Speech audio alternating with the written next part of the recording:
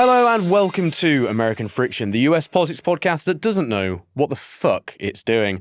What am I on about? I'm Jacob Jarvis. And I'm Chris Jones. What are you on about, Jarv? I don't know, but I'll be on about a lot of stuff, I'm sure, for that's good. The next hour or so. That's good. But joining us is someone who does know what she's on about. It is our friend, Nikki McCann-Ramirez. Hello, Smarty Pants. We're cracking on. We're cracking on, yeah. You know what's what. You know what's what. Right. Well, cracking onto the show. On this show, don't mess with the Zohran Mamdani. Wake me up before you Cuomo. Few headlines that they didn't go for Strong. over in the US, but the New York mayoral primary has caught attention after terrifying socialist mega-commie Zohran Mamdani beat Cuomo to be the Democrats' candidate for New York mayor. We'll talk all about that. Plus, we'll wrap up the latest on Trump's meddling in the Middle East and answer listener questions. But before that, Chris, it is silly question time, please. Yeah, sure, I'll ask it. Go on. Well, don't you worry. So, taking it away from politics this week, I think, and it's a really silly question. I've had the lurger. You have? You've been sick. I've had lurger. You've had pretend lurger. I had a little bit of it. I thought I had preemptive lurgy, but I'm not going to jinx myself, actually, so let's not talk about you're that. feeling all right now. But the question this week is, when you've got lurgy, you're feeling a bit ill, not very nice. Yuck. Yeah. What's your comfort go-to? Like, it could be food, it could be like film, it could anything. But what's your comfort? What makes you feel better? Mine is being on the sofa. I have to be on the sofa in a quite specific spot. Groundbreaking. We've got a corner sofa, and I'm sort of lying. You do well for yourself, horizontally with it. Yeah, I do all right. Just had to get that in there. Then I just have to watch shit that I know I like. I have no capacity for new stuff when I'm ill. Okay. Like, I'll try starting a new film, and I'm just like, why would I want this? Sure. So it'll be, The Matrix or something like that. Maybe yeah. The Matrix. Nice and I'll be light. on. That was one recently. It just has to be something that I already know, like an episode of Sopranos. Maybe It's Always Sunny, something like that. Obviously, zombie films, you all know the score there. But basically, have to be watching something that I know what is happening in it. And then soup. I'm just all about liquids. And then my other reverse bit of comfort is I'm actually a big advocate for exercise your way through it. I'll try and go for a run when I'm ill, just on the idea that it will make me phlegm up and sweat it out, sort of thing. Brutal. It is, but That I'm pretty is brutal. Yeah, I'm kind of like you would have been pretty tough. cast out of the town in medieval times. Yeah, maybe. What do you mean? But that's because I would have been a sort of mage on the outside. I'd have been a hermit wizard. Hermit wizard. Yeah. Nice. I think Jarv would have been the guy that, it's dusk and everyone's going into their houses and he's lurking, and that one old woman is just hitting him with a broom, telling him to get off her block. I'm just a sort of peasant creep. Peasant creep. Hermit wizard, peasant creep. Yeah. Two nicknames I've just got for you good there. band names as well. Yeah. Nikki, then, what do you do? So I don't get sick that often. When I get sick, I get really fucking sick. Oh, and gosh. Yeah, it's either 0 or 100. If I just have a cold or whatever, I power through it. If it's the full-blown flu or a stomach bug or anything else. Yeah. I've had 2 or 3 hospitalizations in my life. Oh, right. 2 were elective, 1 was an accident. It's either really bad or it's not that bad. So when I am sick, I am the biggest fucking baby on the planet. Okay. For me to get psychologically to the point where I admit that I am ill and I need help and I can't do my normal things, I have to be really in it. So I like to curl up into a ball under 10 different blankets. Blankies. Put on Titanic and just sleep. I fuck with that. For me, that's it. I will absolutely order myself dinner. I do not cook. Okay, yeah. Usually, I do believe that eating really spicy food when you're sick helps. As just clearing your sinuses, Sweat yada yada yada. Sweat it Those out. sinuses clear. Yeah. Yeah. So I will order either very spicy Thai food or just dump every sauce I own into whatever I'm eating that night. Okay. But mostly it's sleep. I think that's also usually if I get sick to a point where I need to take days off work and stuff, it's because I haven't been sleeping enough or overworking and everything just caught up to me. Yeah. So sleep. Go for a nap then. Very Great. spicy Thai food is a good name for an album, I think. Yeah, okay. I'm trying to think what band's album that would be. Maybe Panic at the Disco. Could be. Yeah, they might have had that at Could some be. point. Indeed. Chris, what do you do? Maybe. What do I do? Yeah. Oxtail soup, specifically Heinz. Ooh, yum. Peeled tinned potatoes in there. Yeah. You combo that. Yeah, Okay. They go in. You cook them first, and a little bit of the water that's in the. So it's in like the can. a really snide stew, is what you make. Yeah. Okay. But it's oxtail soup. Okay. With tinned potatoes. Mm-hmm. It's delicious. Lots of white or black pepper. I go through phases of switching them up, but basically just clears you out. Lots of salt in there as well, delicious. Always. But also lemon and lime water. The fizzy stuff. Or you make your own. Well, you can make your own if you want, but specifically I like to go for the Volvic one. Okay. Not a sponsor. Volvic. And is it Volvic? Volvic, if you want to sponsor the podcast, you can do. But specifically, I'm sorry, what a name. Specifically, I use this because my mum told me Marks and Spencer's when I was sick that if I have lemon and lime water, it cures all illnesses. It's just stuck. Okay, good. Heat it up, add tequila and some honey. It works miracles. Yeah, nice. Well, Mr. Volvic, I hope you enjoy the rest of the show and sponsor us if you want to. Chris, shall we? Mr. Volva. Oh, someone said it. Anyway, let's get down to politics. This is American Friction, and you're listening to it.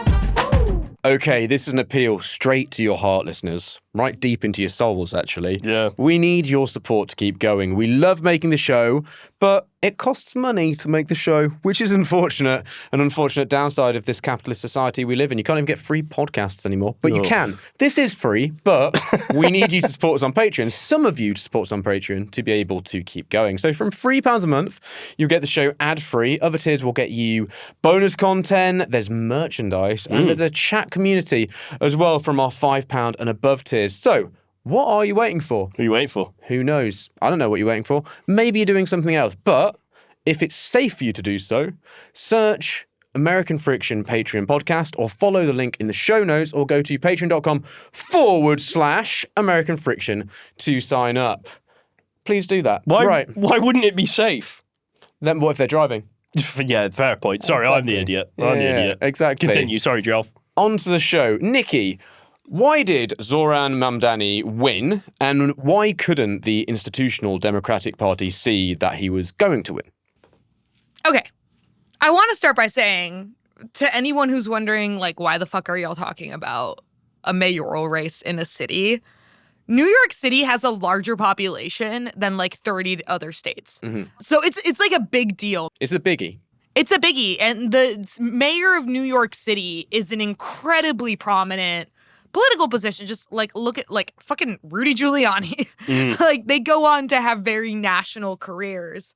So this race that took place on Tuesday was the primary for the Democratic Party. The current mayor of New York, Eric Adams, is extremely disliked, a really controversial figure who was indicted on corruption charges and then essentially made a deal with the Trump administration in order to get those charges dropped.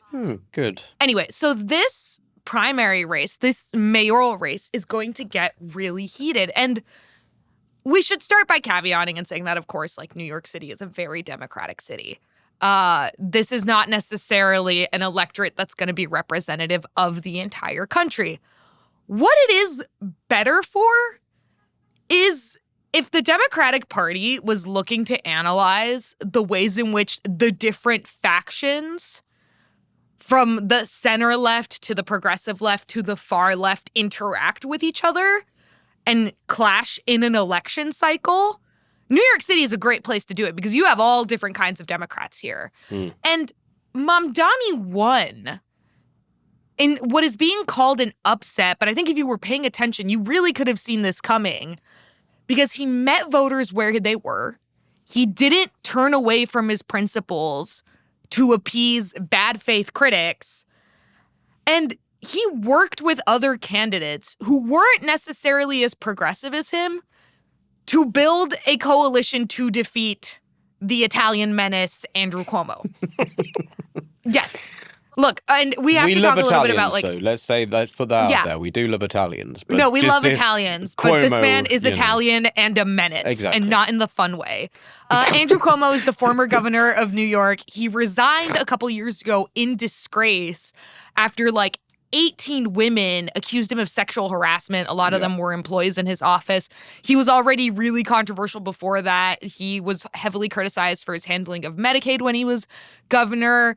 There are accusations that his actions during the COVID-19 pandemic, not even accusations, reports have come out in the aftermath of the pandemic indicating that like Cuomo mishandled nursing homes. Yeah. And a ton of old people in the city died. He's been accused of corruption, all these other things. And he resigned and then came back and was like, oh, I'm going to run for mayor of New York City. And what seemed to happen was that the big D Democratic Party establishment in New York just kind of like automatically sleepwalked into a coalition around Cuomo. Yeah. Even people who had called for him to resign in 2020, I think was when he stepped down. Which is insane. With it, Nikki, a story of this is going to be, I suppose, the debate between how much Mamdani won and how much Cuomo lost, and whether if Cuomo wasn't a bit of a sleaze and didn't have the baggage around him, whether he would have still lost, whether, they would have seen a progressive candidate do as well as we have. I mean, it's always possible, but the reality here is that there were more candidates in this race than just Mamdani and Cuomo. There was obviously Brad Lander, there was Adrienne Adams, and I think what's important to remember here is that New York isn't just a like direct ballot election. They have what's called ranked choice voting. I don't know if you guys have anything similar in the UK. There are some places where you can do it. Where you basically like rank candidates, and then as candidates go dropping out, like if your number one choice doesn't meet a certain threshold, it like gets redistributed. There was a lot of ways in which another candidate, if Cuomo had not been running, probably could have been more competitive and maybe given Mamdani like a real run for it. But I think Cuomo, just the name recognition, everything, he was polling really, really well. It wasn't even that he was polling poorly and that Mamdani just kind of had to like give it a little bit extra. Cuomo had a really dominant lead for most of this primary. He also was playing around with almost $40 million in like total funding because New York technically caps campaigns at $8 million. But then he had a bunch of like external PAC money from like Michael Bloomberg and all these other people who were just dumping a ton of money into his campaign. Whereas the other candidates were working with much less. They didn't have massive rich people super PACs backing them.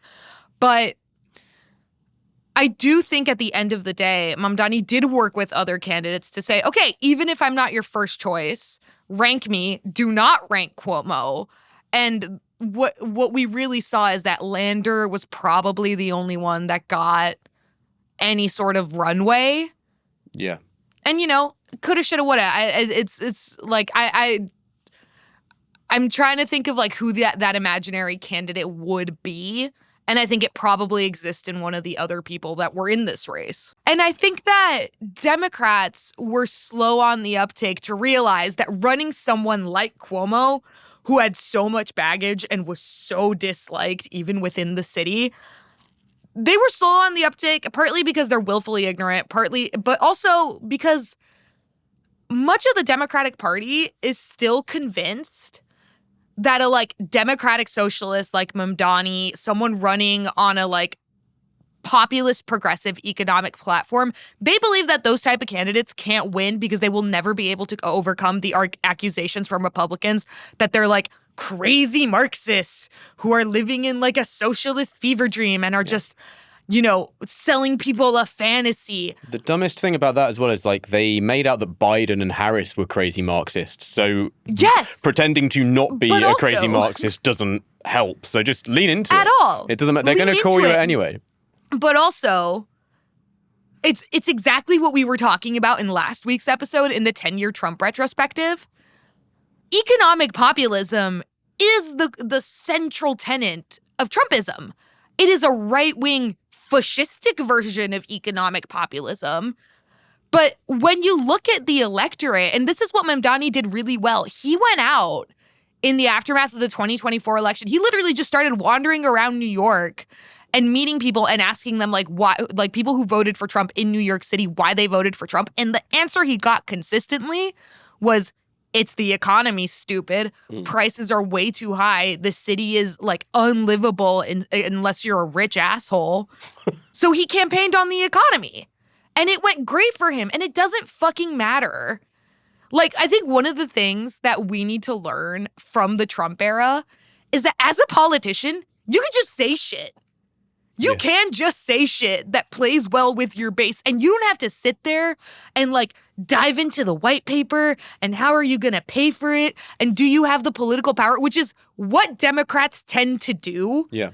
Every time someone in their party comes up with what seems like a really big idea, they're like, no, it's too scary. We can't do that. How are you going to pay for it? And. Whereas Trump is sitting here winning elections being like, no tax on tips, free whatever the fuck. I'm going to make you rich as fuck again. Is he doing it? No. And ideally, you want to be electing candidates who are going to follow through on their promises. But the reason Mamdani won, and there's a lot of factors that go into this, but the main one is that he presented a vision to people in New York City that made them feel hopeful. Yeah. And it wasn't about inclusivity or, diversity, which were important parts of his campaign. It was about the economy. It was about the key issues that voters care about. And it turns out that when you meet with voters directly and you tell them, hey, these are the things I want to do for you, and I will push the other government officials that dictate your life to do these things, voters respond well to that. Yeah, I think the other thing about that is, I'm not saying that I'd necessarily want all Democrats to just start bullshitting, but what they at least need to do is just at least ignore the other side's bullshit a little bit. Yes. Like, don't be so, if you're not going to bullshit yourself, don't be like, oh my God, they're going to call me a communist. I can't say this. Yeah. Just fucking ignore that. Like, the other side's outrage will die down. It always does die down. Just don't give a fuck about it. I want to point to like one piece that really pissed me off ahead of this election. It was an article in The Atlantic by Michael Powell. And the headline was The Magical Realism of Zohran Mamdani. Basically being like, this guy's policies are a socialist fever dream. And I'm going to read you two little bits. Who, after all, objects to frozen rents and free buses? He grasps that New York City, like so many of this nation's big Democratic-run cities, has grown oppressively expensive, culturally liberal, and economically royalist.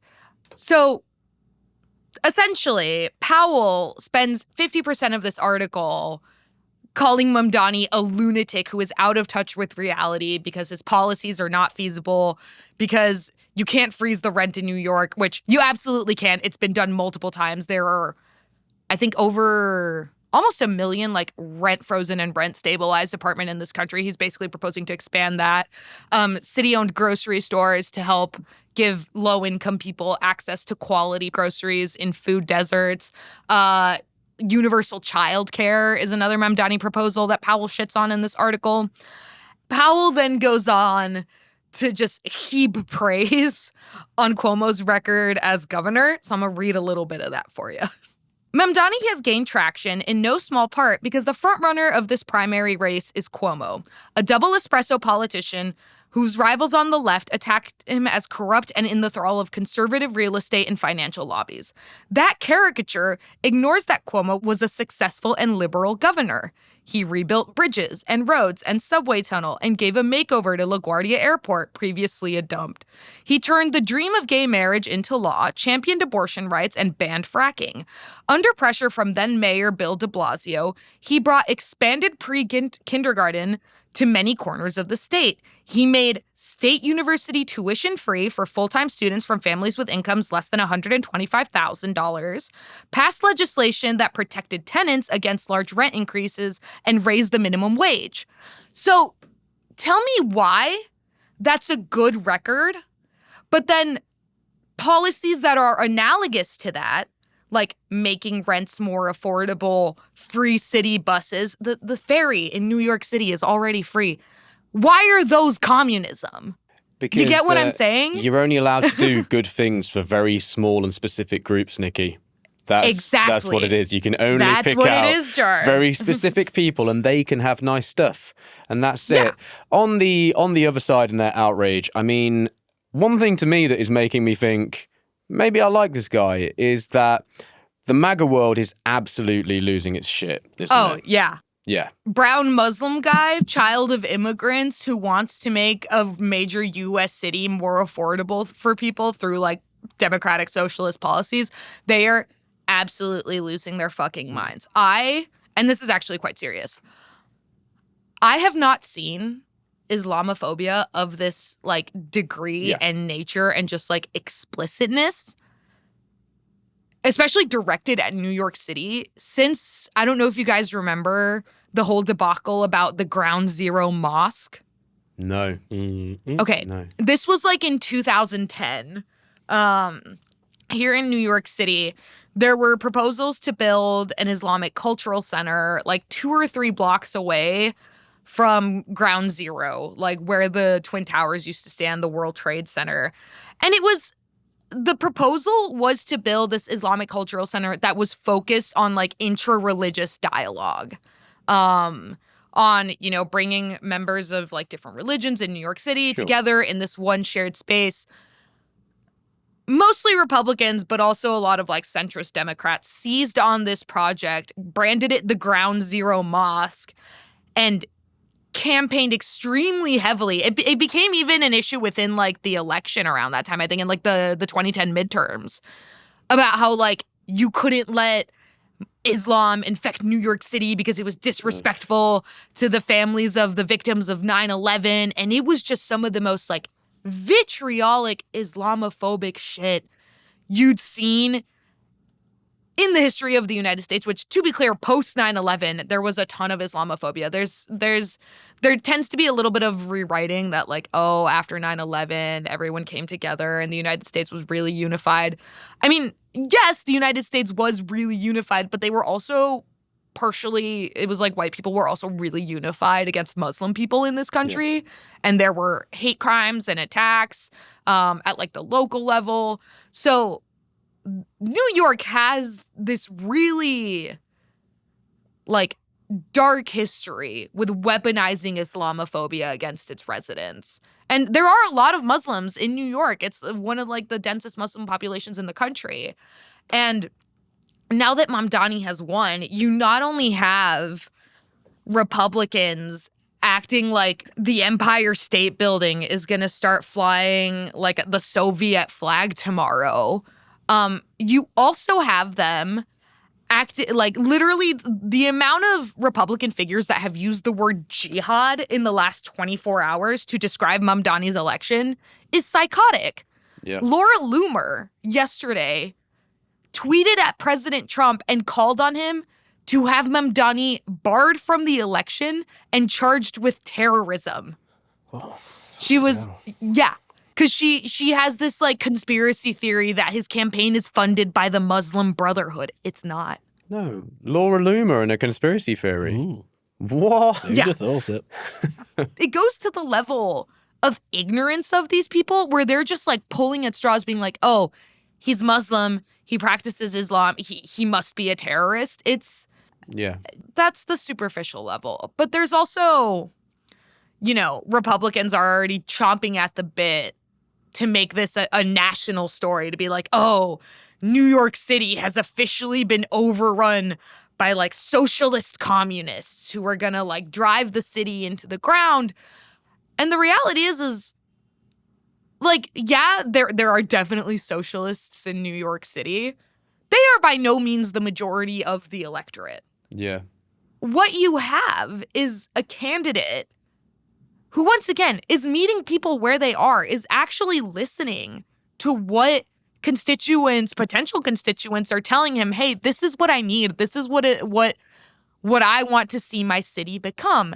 And as much as Republicans and some Democrats want to scream about how this guy is going to be the death of New York City has been slowly dying under the stewardship of a series of centrist and outright like Republican mayors who haven't brought forth any solutions that benefit people outside of like major corporations. And I think it is important to note here that Cuomo's campaign were funded to the tune of millions of dollars that potentially violated city ordinances about campaign finance by some of the big lobbies and companies that also funded Trump's campaign. Yeah. Well, and now apparently, don't they, loads of business people want to get together and try and back Eric Adams doing some weird sort of centrist bid. So, hey, who knows what corporate interests will do, yeah. They're going to get weirder and weirder. Mamdani won, and Eric Adams was on Fox News within like 6 hours talking about whatever the fuck. Like, Eric Adams is going to run a Republican-backed campaign, but the reality is that this city detests him. Yeah. Good. Chris, winding back a little bit here then, just give me a little bit of Zohran bio. Tell me a little bit more about him. Yeah, of course, Jarv. A little bit of bio. He's 33. Cool. Born in Uganda, but moved to New York City when he was 7. Okay. So a very kind of typical New York City kind of backstory, I guess. Okay. On his campaign website, described himself as Democratic Socialist, as we've mentioned. Loud and proud. Nikki's mentioned the policies that he kind of stands for. He could be New York's first ever Muslim mayor, second youngest mayoral candidate the city has ever seen, only beaten by one person, Hugh Grant. Oh, really? Really? No, not that Hugh Grant. Damn it. I was like, that doesn't make sense. This Hugh Grant was from the late 1800s. Was he called like the Boy Grant or something? I think he had some nickname like the Boy for how young he was. Yeah, I read some stuff Well, he about was this. 30. Yeah. So he was a young boy. He also has endorsements from the likes of AOC and Bernie Sanders, some big hitters there. Describes himself as Trump's worst nightmare. And he's big on social media, over 500,000 followers on the old TikTok. Okay. Which is probably why he has such a big young following as well. I saw a TikTok with that was backing him, and the caption was just "Cuomo is an insect." What a rogue insult! I wonder what Trump's actual real worst nightmare is. What do you think he's scared of, Chris? Pale skin. Consequences. Pale, yeah, consequences. Oh, nice. Sick Zing. there, Nikki. Yeah, bazinga. Ouch. Very good. Yeah, no, cheers. sorry, Nikki. That was good. That Well done, was you. good. Anyway, Chris. Yeah. Chris, what stood out to you on policies of his? Well, apart from what Nikki has outlined there, I want to go a bit more into the kind of the rent stuff because free buses. Well, free buses. One word, free buses. Yeah. Sounds like a yogurt. That's one of them. But then around rent, he's a lot of his campaign was driven around improving the quality. Got you that, didn't it? Improving the quality of life. Yeah. Especially around rent, because New York City is a place where rent is astronomical. It's, if you can't afford rent, you're in trouble in New York. Some facts for you here, Jarv. Buckle up, sunshine. According to Realtor.com, the median asking rent is $3,397. Fuck off. Which is up 5.6% from a year ago and 18.1% from 5 years ago. So that's a lot. He also wants to build 200,000 more stabilised units or homes in the next 10 years and eliminate fares on city buses, free buses, as we've mentioned there, which he says would generate $1.5 billion in economic benefits. There's also something else that I thought was really interesting, and this is his want to create a Department of Community Safety, which he says will be given a budget of $1.1 billion and would be deployed to certain scenarios like mental health calls, which currently the NYPD is called out to mental health crisis issues. But he also says that this is going to be an extension to the city's crisis management system, which according, small factor, to the NYC Office to Prevent Gun Violence has helped to bring down shootings by 40% in the areas that it's active in. But at the moment, that is only active in 28 of the city's 78 precincts. So he basically wants to expand how the city is being policed effectively in a way that is more positive and I guess less aggressive in terms of having to send out NYPD police there. I think one of the central like tenets of Mamdani's campaign was this idea that instead of actually pouring money and resources into like fixing the systemic issues that affect crime, that affect homelessness, that affect mental health, which has a huge crossover with crime and homelessness, instead of the city pouring resources into programs that actually help fix those issues and directly help the people solve the missing needs that might be contributing to those problems, they just pour money into the NYPD. Yeah. And like, you know, increase the sort of police state within the city. Sort of like how Eric Adams, one of his huge things was he just deployed, I think, like thousands of NYPD officers into the subway to do sort of like the tough on crime, no fare jumping, like arresting people who don't pay for the subway. And it got a ton of backlash from New Yorkers who was like, hey, we have so many fucking problems. And you literally have the cops arresting people over $2.75. Like, make it make sense. The parallels with New York and London are really quite like sort of stark at the minute, because we had Robert Jenrick, who wanted to be the Tory leader, but he failed, and now he's kind of, you know, gunning for it. He did a weird video where he went and sort of was grabbing people fare dodging and was like saying, you know, this shows why the city is going to shit because people will fare dodge on the tube and stuff like that. And then we have a Muslim mayor who is a lightning rod for unwarranted criticism and quite blatant racism towards him as well. And then also, for some reason, the right wingers are wanting to demonize the city too. Like, London is now this new dystopian hellhole, and they think that's going to help them on a sort of broader level. I mean, bit of a tangent here with it, Nikki, but do you think that part of why they're trying to do this is basically they've realized they're never going to win New York, so they might as well just use it as like they're trying to create this little scenario there that will just help them elsewhere. They kind of do the right win. They pretend they don't want New York to go to shit. But actually, would their dream be New York going to complete shit? So they could say, hey, fuck big cities, they're full of liberals and they're evil. And that's why you should vote for us. I mean, I think it's strategic. Approximately like 80% of the American population lives in urban areas. And I think the demonization of cities, for one, Democrats need to stop conceding the framing that like cities are disgusting shitholes and no one wants to live here, because clearly that's not the case. Yeah. What I think it also does, and why I think Republicans press this issue so much, is because I think like Republicans know that the way the electoral map is set up, one of the best things they can do for themselves is to convince people who live in cities that they are in hell, that they need to get the fuck out of there and to move into the suburbs or more rural areas where, you know, the voting tends to be more conservative. One of the sort of like demographic battles the Republican Party has been fighting for some time now is that people were continuously moving into cities, and more, especially young people, were leaving smaller industrial towns that maybe like their entire economy was centered around like one manufacturing plant. They were leaving those places, going to cities. And I think Republicans have really been trying to hit that messaging of like, you have other options. Come to North Dakota. And it's like, I don't want to go to North Dakota. There's not much for me there because I'm a city girl. But that's part of the criticism. Yeah.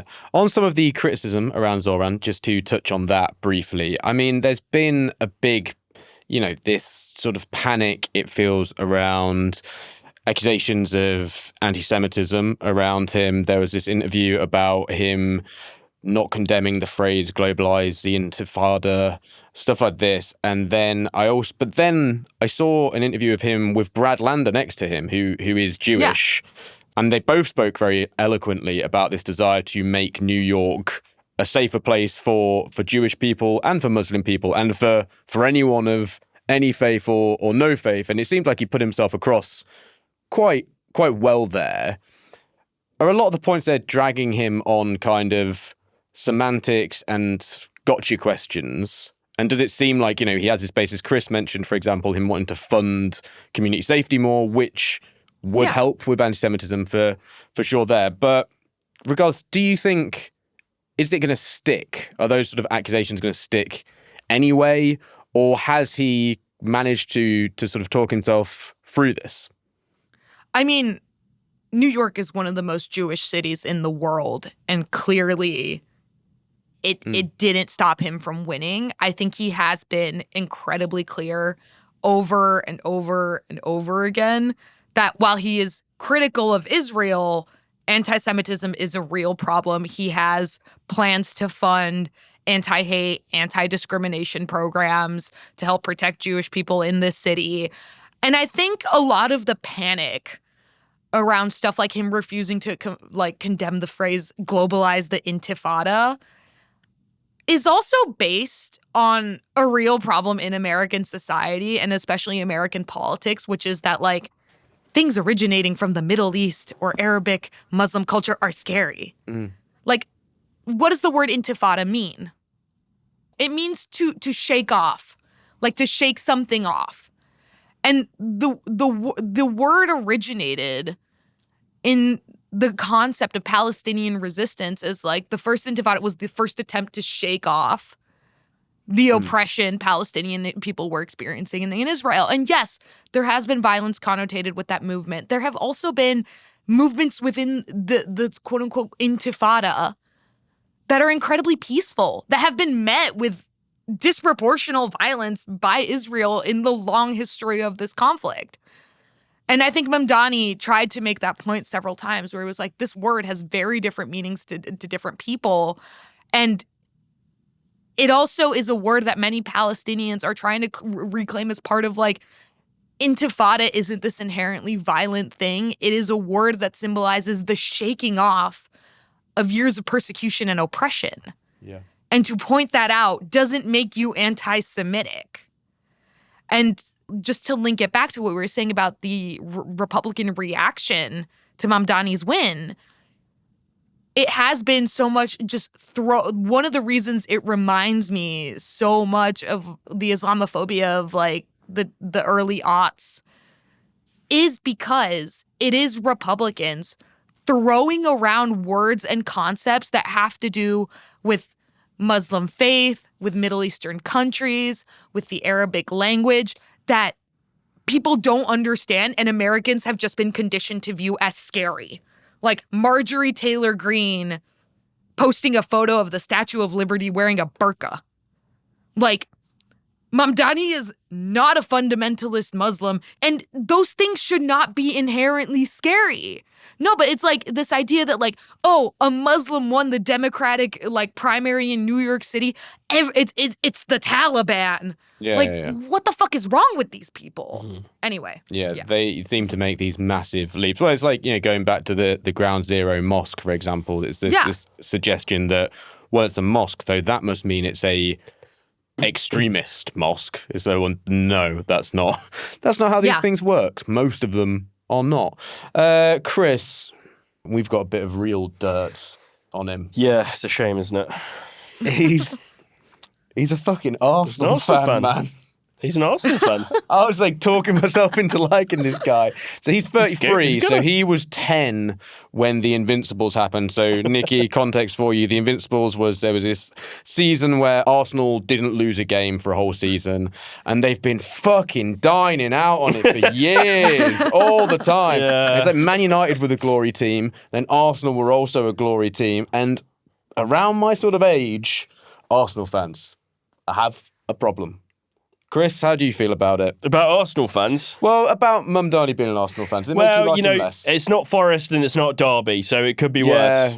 Maybe. I don't know. No, I think... At least I'd have given him he's gone for something niche there, some conviction in that. I'd respect him more as a rival there. Yeah. I mean, Arsenal, obviously, Leicester can't consider a rival in any way anymore. It would have been more, you should be a New York Red Bulls fan. No, maybe not. New York City FC is probably the glory... Or the money hunter. LA Galaxy with the real glory. Yeah, but that's on the other side of that. I'm talking localism here. Locally. You got to support your local team. It's important. My MLS team is the Portland Timbers. Just so you know.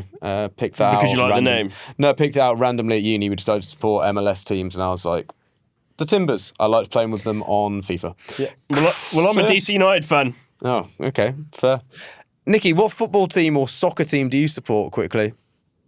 Chivas in Mexico. Mm-hmm. Yeah. In the EuroLeague, Barcelona. EuroLeague. Oh, no. Yeah. Okay, yeah, I sure. don't know. In England, Leicester. You support That's Leicester. right. Do I support Leicester? Nikki supports Leicester Leicester. City Foxes. Yeah, nice. And on that note, 3, 2, 1, Leicester. Leicester.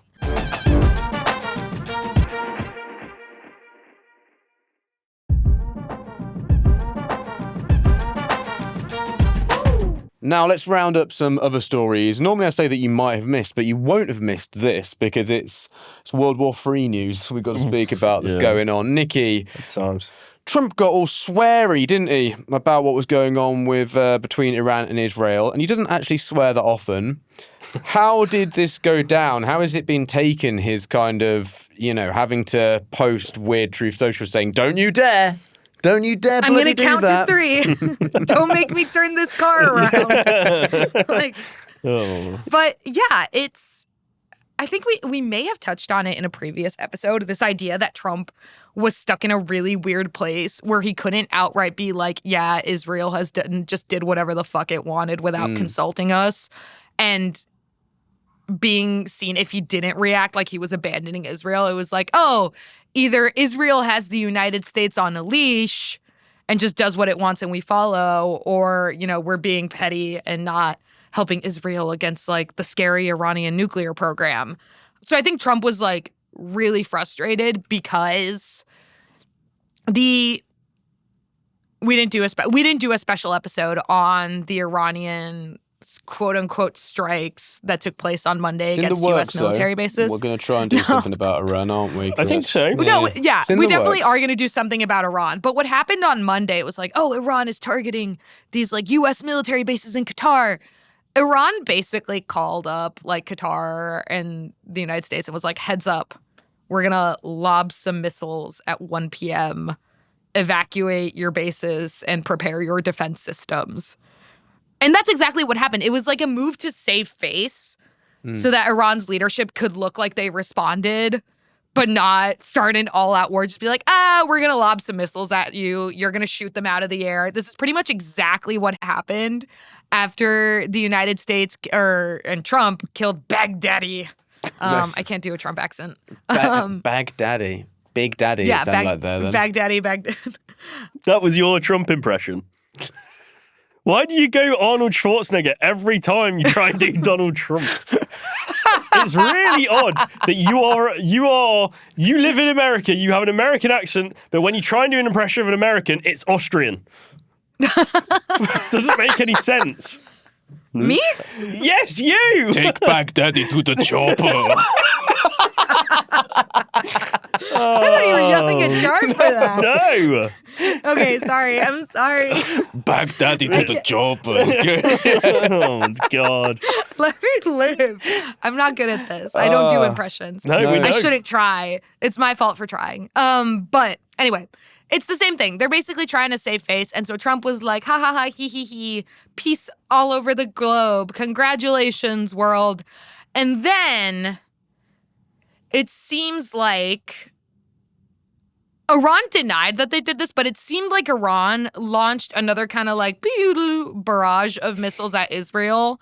One of them hit an apartment building. It killed 4 people. Oh. And then Israel responded with like a full force retaliation against some of Iran's military bases. And so Trump was pissed. He was like, hey, like I thought we finished this. I thought we were done. You guys need to cut it the fuck out. And it's just, it goes to show that he ultimately does not have control over the situation. No. The situation was instigated by Israel in like this specific outbreak. It was a surprise attack, and like they pulled the United States in. We used the bunker buster missiles. And like thankfully, Iran kind of took the L and was like, all right, we'll do our show, our little show. We'll all just call it a day. That's enough of that. Yeah. But it does really go to show that Israel is kind of a rogue actor that is cashing in on all of the checks the United States sends it and all of the military aids it gets and doing whatever the hell it wants. And neither Biden nor Trump had the ability to tell Netanyahu to fucking quit it. New rule on the podcast is you can't make sound effects and then talk about really serious stuff right after. Yeah, that was a pretty tough moment for me and Jarv. That was quite hard because I was giggling at the sound effect. Then there was a good sound effect, and then there was anyway, Chris, on something else that you can't fucking say. NATO meeting happened. Mark Rutte. He's General Secretary or some shit? Yeah. He's like he's in charge of something. Yeah, I don't know. Anyway, he called Trump daddy. Yeah. Fucking talk me through this because it pissed me off. It made me feel uncomfortable. And I don't like that. I don't want to ever feel uncomfortable. I want to be on my sofa. Yeah. Well, this with your oxtail soup and tin potatoes. Yeah. Yeah, so it was essentially, he was, I guess, backing up Trump's reasoning for using the F word. Oh, look at me. I can't even bring myself to say it. But he said, the quote was... the F word? Oh, fuck. Yeah. Cool. Oh, you can't say fuck? I was doing a bit. Oh. Fucking hell. Anyway... So what he actually said was, Daddy sometimes has to use strong language. He said, it is. I don't like it's that. really I don't uncomfortable. like that at all. I hate that so much. It's also just like the weird... Sometimes Daddy has to use strong language. It's also the weird smirk. It's also worse in a British accent. Sorry. It's just the... He had a weird smirk on his face when he said it as well, and I think it took Trump by surprise as well. Yeah. Because then he did a little weird If it's laugh. a power move to make Trump feel really uncomfortable, like Trump's internalized homophobia, and he feels really uncomfortable because of it, maybe. Well, did you see the video the White House posted? No. It was Usher, Daddy's home. Yeah. For copyright reasons, you can't hear this right now, but Nikki is playing Usher. Daddy's Home by Usher. Yeah. She's dancing. Usher, if you're listening, let us use Daddy's Home. Give us copyright. No, Usher, if you're do that. listening, stop listening. We don't want anything to do It's with 7 you. o'clock on the dot. I'm in my drop top, cruising the streets. I'm not actually sure we can use that either. I can sing. But don't, I can You can sing it. Can you, Simon? Can we sing acoustically and copyright be fine? Absolutely, yeah. That's It's 7 Jarv's o'clock very on own the cover. top. I'm in my drop top, cruising the streets. Yeah. I mean, I'm not sure that best. we want to, but we can. Yeah. Well, coming back to reality, I guess. Snap back to reality. Oh, the ghost gravity. Bit of M&M for you. The whole situation's uncomfortable. Sure. And the analogy just is not appropriate for the situation that is ongoing. These are not children having a squabble in the playground, as was referenced. These are nations literally killing each other. Yeah. But also, at this point, I don't think the phrase "daddy's home" has anything other than like weird sexual connotations. Yeah, I'm not really saying. Well, yeah, you just shouldn't call other politicians daddy. I'd say. Yeah. No, exactly. Anyway, on other shit you shouldn't say then, Chris. Yeah. Chris, Trump likened his actions Yep. to bombing Hiroshima. Yeah, that's right. He's fucking on Yeah. one. The exact He is quote. on A one. notable good thing. Yeah. Well, Yeah. The exact quote, I don't want to use an example of Hiroshima or Nagasaki, but that was essentially the same thing. I don't want to say I was like Hiroshima, but I was kind of like Hiroshima. He's really shit. He just is terrible. There's no other way around it. But also the whole claim he's making is that I think he's used the word obliterate several times. He said that the air attacks have obliterated Iran's nuclear capabilities in terms of developing nuclear weapons. But there's a lot of intelligence, there's some intelligence that actually came out of the Pentagon. Reuters reported this, that suggested that actually the strikes weren't as impactful as Trump is saying they are. Who'd have thought that? And that actually Iran's nuclear program may have only been set back by about a month or so. That's what some intelligence from the Pentagon's saying anyway. So that's one of the things I'm finding really weird is that obviously, Trump fans, MAGA, they are just having to completely disagree with the intelligence community, which is now under Trump's control. The levels of weird non-reality they're prepared to go to are quite extreme. But there was a piece I read, Chris, and I think you read it as well, is there some sort of world where actually letting Trump thinking he's totally obliterated Iran's nuclear program, even if he hasn't, it might not be the worst thing if he just kind of thinks he has? Well, I think this is the David S. Bernstein article that you're talking about. And essentially, I think what he's pointing out in this article is that by claiming that he has obliterated Iran's nuclear program, he can't do anything worse, because to do anything worse, like, God forbid, drop a nuke on Iran, he would be going against his own words. Yeah. He would basically be proving to everyone else that he knows himself to be a liar. So there is an element of that. What worries me about this, though, is that if he genuinely believes that he has been successful and people allow him to believe that, does that embolden him even more to take even greater military risks, say, in places like, Ukraine, for example? Or does that give him greater confidence to think that the US can take on China if, God forbid, there were to be military clashes between the two? And I think we all know what happens if those two go to war. It's no bueno. Yep, everyone should be pretty worried. So I don't know whether I'm a big fan of telling the truth, I'd say. Yeah. I also don't think it's the sign of a normal and functional government where you have to treat the president like your little cousin who you give an unplugged Xbox controller to so they don't fuck up your game. Just like, let them think they won. Yeah. Like that's an insane way to be coddling the president. And that's the thing that's like really sitting with me in this whole debacle is that you have like Donald Trump and Pete Hegseth fighting their own employees at the Pentagon over a leaked report.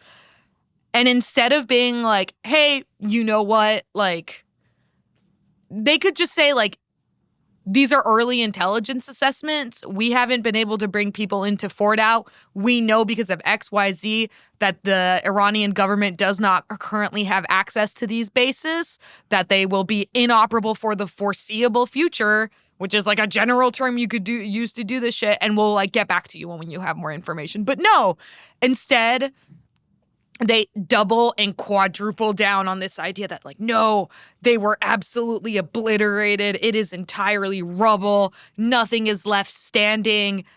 Eventually, inspectors are going to go to these bases. Yeah. You're going to get more concrete intelligence. And now you're just running the risk of looking stupid. Yeah.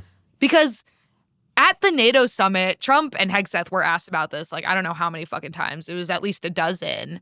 And they just spent a lot of time being like, oh, so the media actually hates the troops because why would you report on this unless you hated the troops? But the other thing is that they would both be like, no, the base is gone. It's obliterated. It doesn't exist anymore. And then within 2 sentences, admit that no one had actually been to the base. And that if you wanted to know what the condition of, like, for example, Fordow was, I think the quote Hegseth used was, you'd need to get a bunch of shovels and dig really deep. So it's like, oh, you're making all these claims, but you don't actually know. And you're telling people you don't know. Yeah. But this is what they've been doing this is what Trump and his administration have been doing the whole time. Everything they do is a massive success, even when you can clearly see that it's not. Yeah. And this January is exactly 6th was the tourist visit. Exactly. Pete bloody Hegseth. Right, we've spoke about a lot of, bit of down stuff there. Let's do some listener questions, and then I might just ask a final silly question to leave us on an up. I want us to be on an up at the end of the show. I want everyone to, leave feeling up by it. Do the sound effects of the launching missiles again. I preferred Nikki's. Something like that. Anyway, right. Omega Squared asks us, Biden should have taken all sorts of steps after seeing Trump's behavior in his first term. What actions should the next Democrat president take to stop this from happening again? And would governmental reform, draining the swamp, be the platform they could run on? Nikki, that's a really, really big question. We've got to be a little bit quick. No, it's not even actions that a president needs to take. I think it's more actions that like Congress and the courts need to take about like what powers a president actually has. We had a really good interview about this with Casey Burgett about how like Congress has just abdicated so much of the responsibility it has and so much of the power it has that would theoretically prevent a president like Trump from doing the things that Trump did. And also the judiciary. You currently have a Supreme Court that is a majority Republican, and most of that majority appointed by Trump, who are very willing to throw constitutionality under the bus in favor of the conservative agenda. So you need lower district courts and that kind of thing to like keep fighting the fight. But the reality is that the way the system is set up here, there's not a ton of stuff a president can do that can't be undone by a subsequent president. The like exceptions to that are like things like pardons. But yeah, it's a big question. It's a huge question. Yeah, I suppose the thing is, it's like, yeah, if one president can do it, then I suppose the easy legal argument is just, well, if that president can do it, the next president can undo it because they would have the power to have done it. So, yeah. And the thing is, there are laws, theoretically, that already prevented Trump from doing what he did or running again after doing what he did. But the attempts to enforce those laws failed. So, like, when they tried to impeach him after January 6th and, like, prevent him from running in several states in the 2024 election, those efforts all failed. On the Drain the Swamp sort of, you know, that being a platform as well, Omega, no. I don't know, yeah, what do you think on that, Nikki? No? No, I think the only platform that works right now is, like, it's the economy. It's the fucking economy. Yeah. That's because I don't think Drain the Swamp works if you try and do Drain the Swamp as like in reality. If you're like, there's loads of corruption and we're going to root that out. Like Drain the Swamp can be interesting if it's like there's a fucking Illuminati state or some shit. Like big conspiracy theory Drain the Swamp. That's grabbing. Yeah. But just like there's a bit of corruption. But also Democrats in a way ran on a like not a Drain the Swamp message, but like a Trump is, you know, a threat to democracy and na. Like, I think that was the Democratic equivalent of Drain the Swamp. Yeah. And it was effective enough to get Biden elected in 2020. It wasn't effective enough to prevent Trump from winning in 2024. What we've seen over and over and over again in, like, midterms, off-cycle elections, the presidential election in 2024 is that the message in Mamdani's win right now in New York City, the message that is resonating with voters is about the economy and cost of living and affordability. This is a question from Zach. Tim Walz has been a lot more vocal last couple of weeks, even without the unfortunate events on his doorstep. Is that just a him decision, or is something wider going on here with the Democrats? Nikki, what do you think about that one? I think there's still a possibility that Walz is teeing up a presidential run. Yeah. So he won't be up for re-election as governor, I don't think, till 2026. I think, you know, Walz was one of the high points of the Harris campaign. I think in all of the hoopla around the Harris campaign and why it failed and why 2024 happened the way it happened, it does kind of get lost that Walz was a really effective progressive politician in Minnesota. Yeah. He managed to pass legislation in that state that people across the country thought was like an impossible fever dream. Like the way they described the things Mamdani is proposing, it was those kinds of policies that Walz was passing into Minnesota, like free school lunches for every child in the state, those kinds of things.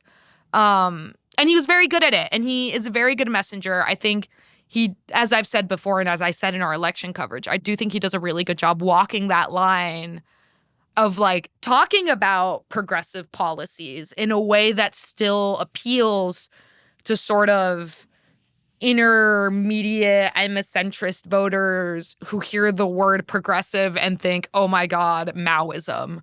Yeah. So, you know, that's what I think this tour is about. I think he's also seen that people like Bernie Sanders, AOC, Ro Khanna, they've been on like pretty effective speaking tours, and it helps. It doesn't hurt to start building up messaging this early, especially going into what are probably going to be like very competitive midterms in 2026. And Ro Khanna was on this podcast. So Tim Waltz, if you're listening, come on. He does listen as well. I'm sure he does. Yeah, he does. I'm sure Number he one does. fan. I think he would be. Right, my silly question to end on for everyone then. We mentioned a bit of reality TV before we came on to the pod. I think, has this been a question already? Maybe. If you were going to be in a reality TV show. Be in one? Yeah. Oh. If you were going to be in a reality is. TV show, what reality TV show would you be in? Chris? Reality TV shows very broad as well. You know it's what I mean? quite It can be broad. pretty broad, yeah. There's a lot of them, isn't there? I don't watch any of them. So this is a really good question to direct at me. Thanks a lot. Yeah. All I can think of, Sunshine. Clarkson's Farm. That's what you want to be on? That's what you're going to be on. No. I'm giving you that, yeah. No. Top Gear. That doesn't exist anymore, mate. Sorry. Yeah. Oh no, it does. What's his name? Francis Bourgeois. Is that his name? He's train guy. He's gonna host it. The train guy. Yeah, he's gonna be one of the hosts. Unless I've been duped. That's fake news. He's been duped. Unless I've been duped. Yeah. Anyway. Probably I'm a celeb. I'm a celeb. I'm a celebrity Okay. to get me out of You'd here. be the really disappointing celeb entrant. Yeah, we've got Chris Jones from American Friction. No one fucking knows who they are. Like, who's that fucking guy? It would just be the same as everyone else then, wouldn't it? Because no one knows who they are. Yeah, I guess. What about you then? What would I be on? I'd be on Storage Wars. You know, when there's that guy and he's like, money! Buying shit. Money! I'd like to be on that. Yeah. I'd love to have a go on Dog the Bounty Hunter for a bit. That doesn't That'd be exist one of his anymore. lackeys. Yeah, but I could bring it back, maybe. Right, okay. I could be the dog, the big bad dog. Oh, so you're a cop is what you're Yeah, sorry. ACAB, Hey, except nothing for wrong with me. being a cop. If you're a good one. Yeah, exactly. Nikki, what about you? If I had to be on a show, Yeah. I would like to be on Traitors. Okay. I love Traitors. I think it's one of the best reality TV shows created in recent memory. But honestly, if I'm going to twist your question, I have dreams of making a reality TV show about my mom's side of the family and just nice. calling it Keeping Up with the Sarabias. Nice. Oh, okay, yep. I wrote that. Right. Yeah. Keeping Up with the Joneses would work pretty well for you as well. We have a lot of material. We have characters and material, and it's good. Someone pitch me. Okay, well, I've changed my mind. Okay. A place in the sun. A place in Sunny, you just be on it by. That's a fucking sick shout because that means you've got the money to buy. Yeah, exactly. Random house in Sunny. Yeah, it's the places. reality Yeah, that comes along with it. Yeah, absolutely. What about That's Simon, a though? hack. Simon, what about you? Yeah, good question. I am No, quite. it's not. I'm quite partial to the sort of like car makeover shows. For Rust to Riches. Yeah, exactly. Rust to Riches. Sick Ripped. show. Hit my ride. Yeah, exactly. I could be on something like that, which would be quite funny because I know absolutely nothing about cars. Do you have a car? I No, love I don't have a car. I just enjoy seeing them being But made this over. is Simon creating his own reality once again. Exactly. fair. Look, if you can have the money to buy a house, then I can have the skills to. I would be. turn I a would car be into on a really Grand cool car. Designs. I'd be one of the people making a sick house on Grand Yeah. Designs. I That'd be love crazy. that like our fantasies are like, I can own a house. I can have a car.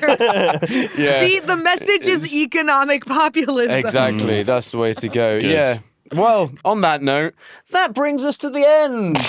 The Yeah. end, my friend. The end is nigh of this episode Just of say- American Friction. You're fired. Yeah. Nikki, thank you very much. Thank you, Chris. Thank you, Jarv. Thank you, Simon. Thank you, listener. Thank you, everyone else. Chris, thank you so much, man. So, thank you as well, Jarv. I'm reaching out. Yeah, I can see that. reaching And out. so can I am. the people watching. Simon, thank you. Thank you so much.